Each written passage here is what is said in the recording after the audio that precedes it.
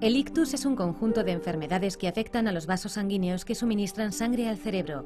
Puede tratarse de una hemorragia cerebral, cuando uno de estos vasos se rompe, o de un infarto si una arteria se obstruye y no permite que la sangre se distribuya. El ictus se puede prevenir.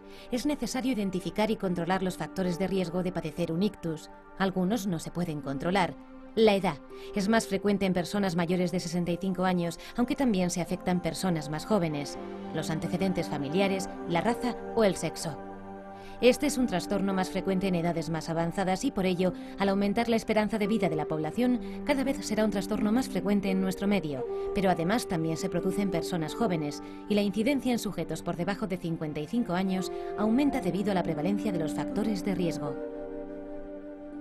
El cerebro es el órgano humano que consume mayores cantidades de oxígeno y de glucosa. Necesita una quinta parte de la sangre que sale del corazón, 1 litro cada minuto, para su normal funcionamiento. Esto explica que el sistema nervioso sea un tejido muy sensible a las alteraciones del aporte de sangre. El ictus se produce cuando un vaso sanguíneo que lleva sangre al cerebro se rompe o bien es taponado por un coágulo u otra partícula. Debido a ello, parte del cerebro no consigue el flujo de sangre que necesita.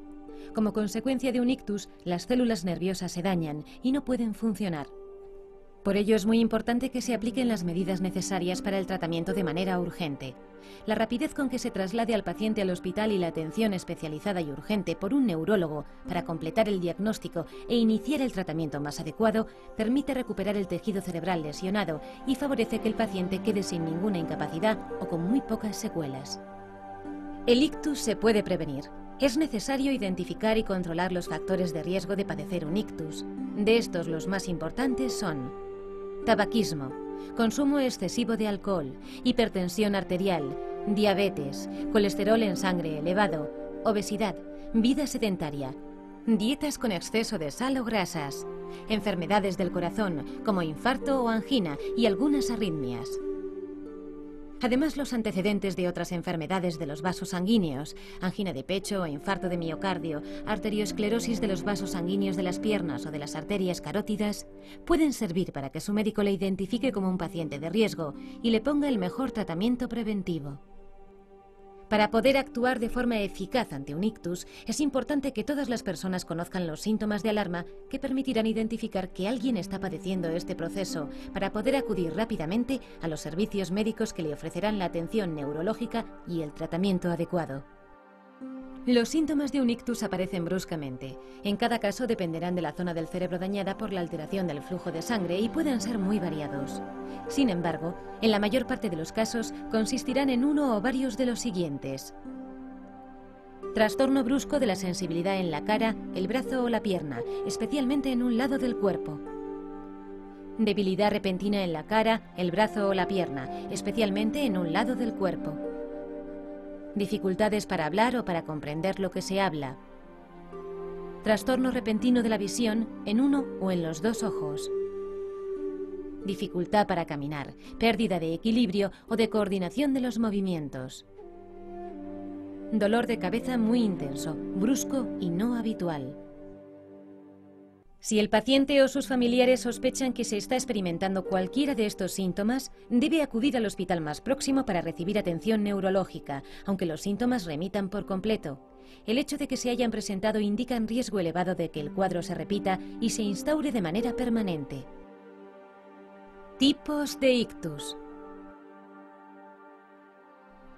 Los ictus isquémicos o infartos cerebrales son más frecuentes que las hemorragias.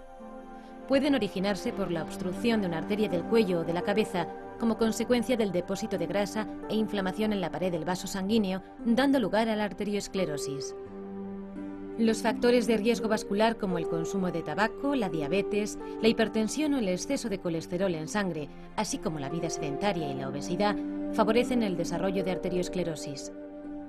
Otras veces, los ictus isquémicos se originan como consecuencia de la obstrucción de una arteria del cerebro por un coágulo de sangre que procede habitualmente del corazón. Esto se produce en el caso de algunas enfermedades del corazón o por arritmias cardíacas. Las hemorragias pueden producirse por distintas causas. La más frecuente es la hipertensión arterial.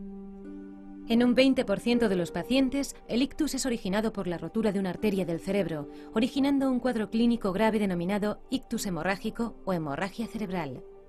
La arteria rota puede estar localizada en el interior del cerebro, hemorragia intracerebral favorecida por la presencia de hipertensión arterial y menos frecuentemente por malformaciones de los vasos sanguíneos, o bien en su superficie, donde ocasiona una hemorragia subaracnoidea que se relaciona con la presencia de dilataciones, muchas veces congénitas, de la pared de los vasos sanguíneos, denominados aneurismas.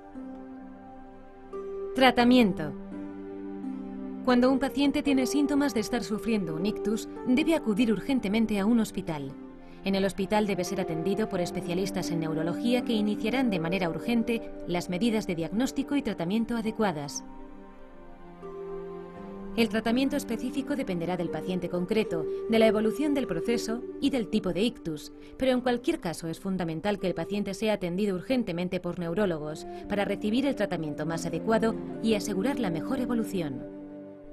En el caso de los infartos cerebrales de menos de 3 horas de evolución desde el inicio de los síntomas y en sujetos cuidadosamente seleccionados para evitar complicaciones, es posible la disolución del coágulo mediante la administración de fármacos por vía intravenosa. Este tratamiento, denominado trombólisis o fibrinólisis, permite restablecer la circulación cerebral y así mejorar la evolución y reducir las secuelas. Para que este tratamiento pueda ser aplicado de forma eficaz y con pocos riesgos, es muy importante que el paciente llegue antes de 3 horas desde el inicio de los síntomas a un hospital y que sea atendido por neurólogos expertos. Solo algunas hemorragias cerebrales necesitan tratamiento quirúrgico para eliminar el hematoma, pero también se beneficiarán de tratamiento médico que ayude a evitar que el sangrado crezca. Cuando la hemorragia se ha producido por la rotura de una malformación vascular, puede ser necesario cerrar la misma para evitar que vuelva a sangrar. Esto puede hacerse mediante cirugía o desde dentro del propio vaso, tratamiento endovascular, mediante un cateterismo. En todos los casos se recomienda el manejo por neurólogos expertos en unidades especializadas denominadas unidades de ictus. En ellas se aplican medidas de diagnósticos, cuidados generales, tratamiento específico y control de complicaciones que permiten asegurar la mejor evolución para los pacientes. Una vez superada la fase aguda, los cuidados del paciente deben ir dirigidos a prevenir nuevos episodios y a rehabilitar las discapacidades residuales. La prevención dependerá del tipo de ictus y de su causa. El neurólogo indicará el tratamiento para controlar los factores de riesgo, así como fármacos para evitar la formación de las placas de arteriosclerosis o de nuevos coágulos, antiagregantes, anticoagulantes, fármacos para el colesterol, el azúcar o la hipertensión, así como el tratamiento más adecuado de la arteriosclerosis ya formada.